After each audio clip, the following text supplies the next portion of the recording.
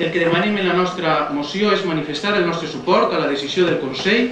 Volem acabar, per supost, agraint el treball d'aixòs que vostès han denigrat durant tants anys i que ara alaben. Nosaltres sempre hem tingut la mateixa postura. Agrair el treball dels professionals de Canal 9 durant 24 anys de treball. Per tant, això és la nostra proposta i això és la que ens agradaria que vostès recolzaren. Moltes gràcies. Moltes gràcies, Soler. Per favor. Con Julieta Castellana es de bien nacido ser agradecido. Evidentment que l'agrairà, cal que l'agrairà. També tindria un parell de castanyes que vostè no agrairà l'ensaurament que els han donat durant 19 anys, senyor Soler. Tindria un parell de castanyes.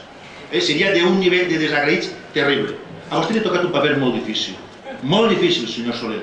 Si vostè es creu el que es diu. Ara, si vostè no es creu el que es diu, ja, bé, no sé, ja ventilarà tot, m'imagine.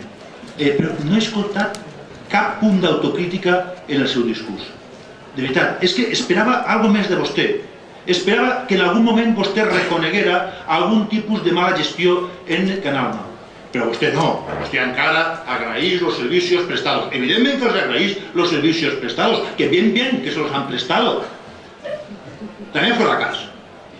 Una periodista de l'ENS destacava l'altre dia, ahir que era, que a l'hora de tancar Canal 9 havia eixit del mateix despatx que havia prohibit que cobriren les actuacions de protesta al voltant de l'accident del metro de València. Un dels fets més luctuosos que s'han produït en la nostra comunitat autònoma en els últims anys. I l'autocrítica, senyor Soler? On està l'autocrítica? I l'anàlisi crua de la realitat? Vostès han tancat Canal 9 quan ja l'havien arruïnada, però l'havien arruïnada econòmicament i havien arruïnat el que és més important que els diners. Havien arruïnat la seva credibilitat, la credibilitat de la gent que treballava allí. Això és el que vostè havien arruïnat. Ara no els importa tancar-la. Per què? Perquè el nivell d'audiència estava per terra, absolutament per terra. Clar que no. A qui no s'ocorre inflar la plantilla durant els anys que vostès gestionen Canal 9 en 1.000 persones? Qui havia de pagar això?